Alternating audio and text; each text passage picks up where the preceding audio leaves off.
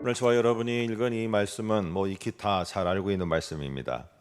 이 금신상에 절하지 않고 그것을 거부한 사드락과 메삭과 아벳느고 이 세 명을 결국에는 어떻게 했느냐? 평일보다 7배나 더 풀무불을 뜨겁게 하였고, 그리고 이 세 사람을 함께 그곳에 던지게 되어집니다.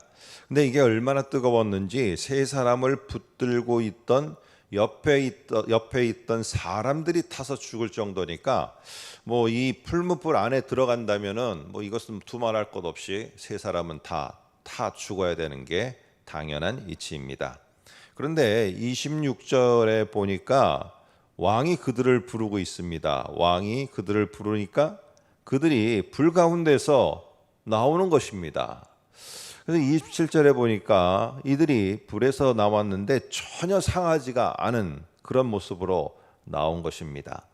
자, 여기까지 보면은 이렇게 하나님께서 이 세 명의 특별히 신실한 신앙인들을 구원하셨다라는 이야기가 나오면은 그 다음 대목은 여러분들은 뭐로 다 짐작을 하십니까? 뭐가 나와야 되는 게 당연한 겁니까? 누구에게 초점이 맞춰져야 됩니까? 여러분과 제가 생각하는 것처럼 오늘 그 다음 성경 진행은 당연하게 사드락과 메삭과 아벳느고가 하나님께 감사하며 하나님을 찬양하고 하나님을 경배했다라는 이야기가 자연스럽게 나와야 되는 게 정상적입니다. 그런데 오늘 이 중요한 하나님의 역사하심을 체험한 사드락, 메삭, 아벳느고의 반응은 나오지 않습니다.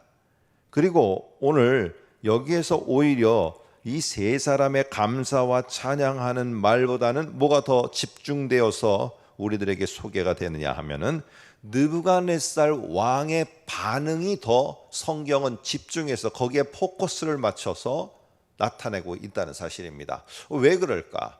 보통이면은 다들 그러지 않습니까? 성경을 보면은 요나도 그렇고요. 요나도 하나님이 구원하시니까 하나님께 또 이렇게 감사하고, 또 이렇게 이스라엘 백성들도 출애굽해서 홍해를 건너니까 하나님께 감사의 찬양을 올려드리고, 이런 게 자기가 구원받은 자가 거기에 대해서 반응하며 찬양하는 게 나오는 게 당연한 흐름이에요, 성경에. 그런데 오늘 지금 여기에서는 그 세 사람이 언급이 안 되고 있어요. 그리고는 오히려 그 세 사람을 죽인 느부갓네살 왕에 대한 반응이 나오고 있다는 것이죠. 도대체 왜 성경은 초점을 두어야 될 사람에게 초점을 두지 않은 의미는 무엇이고, 왜 다른 사람에게 초점을 두어서 부각시켰는가, 또 그 의미는 무엇인가? 오늘 다니엘서에서 말하고자 하는 게 무엇인지 한번 생각을 해보려고 합니다. 28절에 보면은 느부갓네살이 이렇게 말합니다. 느부갓네살이 말하여 이르되 사드락과 메삭과 아벳느고의 하나님을 찬송할지로다 라고 이렇게 말을 하고 있습니다. 그러면서 그들을 구원한 분을 하나님이시다 라고 이렇게 언급하고, 29절에도 보면은 이런 말을 합니다. 내가 이제 조서를 내리노니 라고 이렇게 말해요.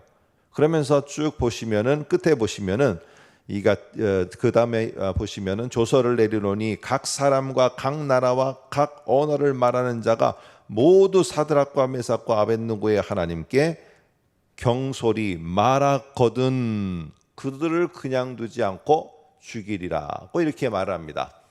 자, 그러면 우리가 여기에 볼 때 느부갓네살은 갑자기 신앙이 생긴 겁니까? 놀라운 역사를 보니까, 놀라운 그 하나님의 역사하심을 보니까 하나님을 향한 신앙을 가진 겁니까?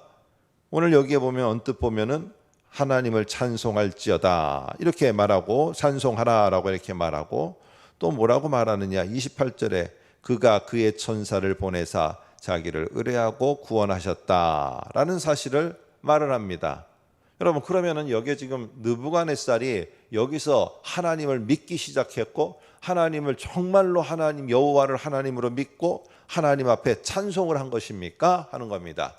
여기에 잘 보면은요, 하나님을 찬송하라라는 명령어를 씁니다. 그리고 그 다음에도 보면은 그가 그의 천사를 보내사 자기를 의뢰하고 이렇게 한 세 사람을 구원하셨다라고 이렇게 말합니다.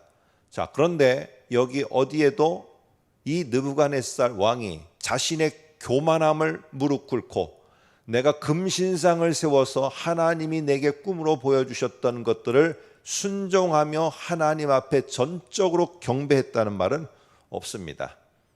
오늘 이 사람은 이러한 현상을 보고 하나님이 하시는 이 놀라운 역사하심을 보고 인정을 한 것이지, 그러니까 인정을 하니까 뭐합니까? 왕은 명령도 합니다.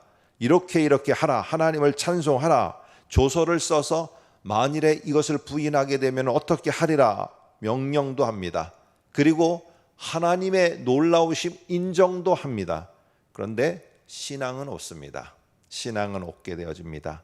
29절도 보면은 다시 한번 잘 보시면은 이렇게 말합니다. 끝에 보면은 이는 이같이 사람을 구원할 다른 신이 없음이니라 라고 이렇게 말합니다.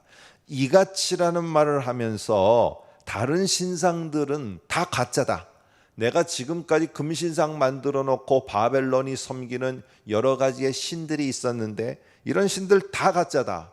오직 유일한 신은 바로 저들 세 사람이 믿었던 여호와 하나님이 유일하신 진짜 신이다. 이것을 믿고 신앙했으면 어떻게 해야 됩니까? 자기가 세운 금신상부터 헐어버려야 돼요. 근데 그리하지 않았다는 사실이에요.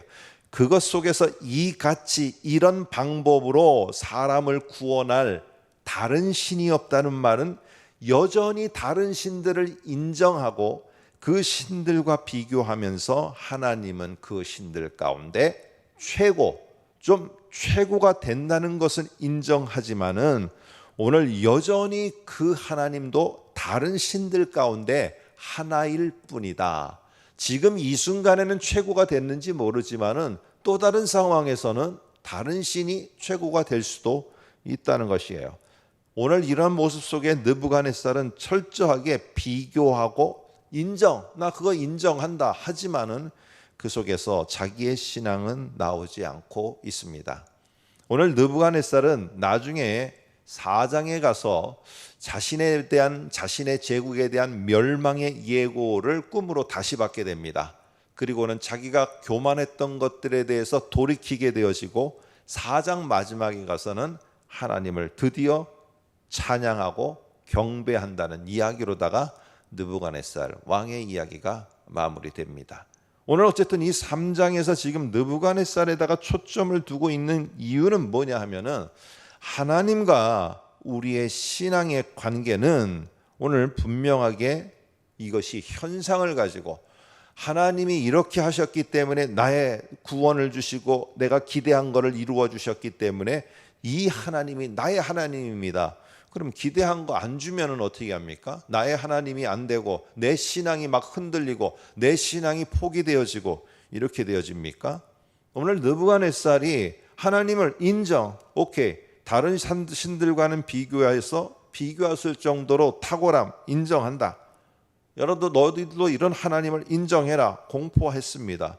그런데 만일 세 사람이 다 불타 죽었으면 어떻게 했겠습니까?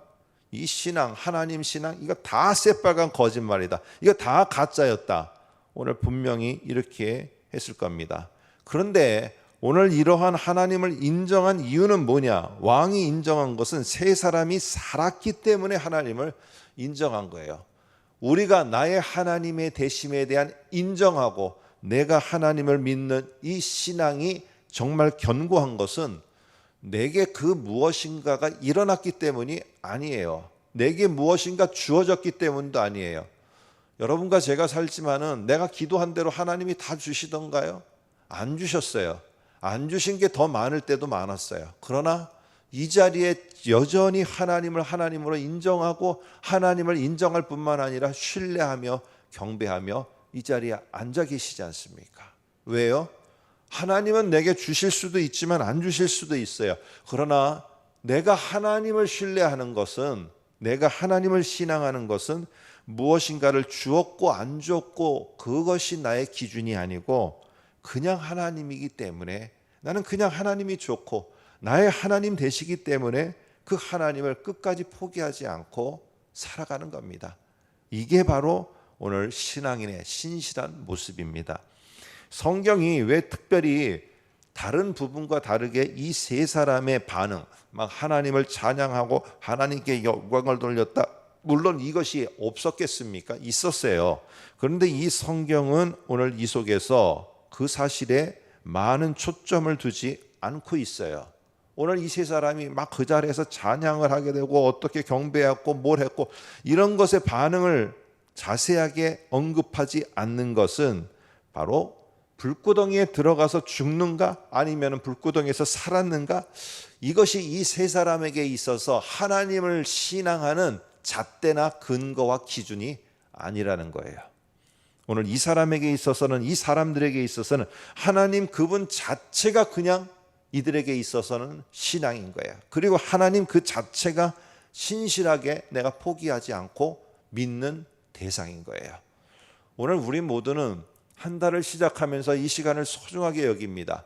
근데 대부분 우리도 그렇고 우리 모든 사람들은 대부분이 뭐냐, 한 달에 나의 삶이 하나님의 은혜 가운데 아무 일 없이 지나가기를 원하면서 이 3일을 하나님 앞에 기도로 나아가는 분이 있을 수 있을 것 같아요. 그러나 여러분, 우리가 다시 한번 기억해야 되는 것은 하나님이 내게 신실하신 하나님이었어요.